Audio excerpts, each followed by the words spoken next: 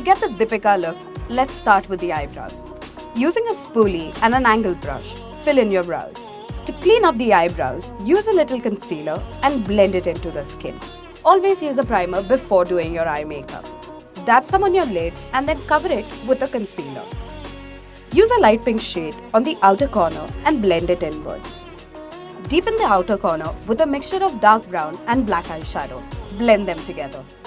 For the next step, add a liberal coat of frosty eyeshadow on the inner eyelid. Add some false lashes and a generous coat of mascara. Use a long-lasting gel liner over your lash line and blend it out with a black eyeshadow to get that smudged look.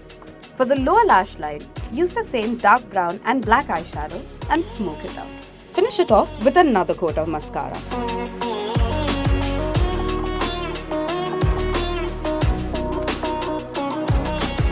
Using a damp beauty blender, blend the foundation onto your face.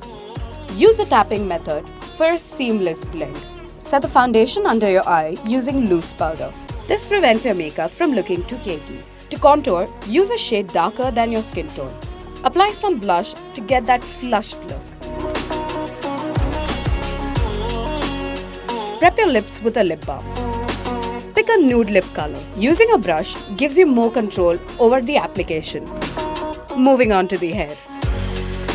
For that sleek Deepika look, pull your hair into a ponytail and braid it. Now, make a bun and secure it with U-pins.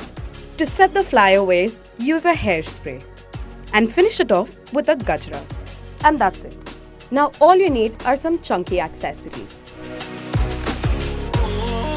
Some intricately designed earrings. And every bride needs a chuda, adorned with gold kadas. And of course, the quintessential kaliras and mantika. To add some drama to the look, put on a big hoop nose ring and some chunky rings. And that's it. You're on your way to being the perfect traditional bride.